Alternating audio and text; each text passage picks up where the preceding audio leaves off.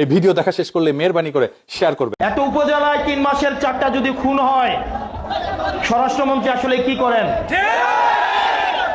স্বরাষ্ট্রমন্ত্রী উনি মাঝে মাঝে প্রধানমন্ত্রীর পক্ষে কথা বলেন, উনি মাঝে মাঝে অর্থমন্ত্রীর পক্ষে কথা বলেন। আসলে উনার মন্ত্রণালয় নিয়েই মনে হয় উনার কোনো চিন্তা নাই।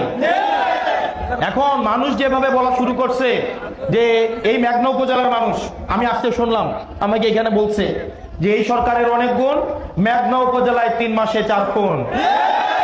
এই যে আমি আজকে আসলাম, মানুষ যে ব্যানারে ব্যানারে বলছে বিচার চাই, স্ত্রী তার স্বামীর হত্যার বিচার চাচ্ছে, সন্তান তার বাবা হত্যার বিচার চাচ্ছে, মা তার সন্তান হত্যার বিচার চাচ্ছে, এই বিচারটা করবে কারা?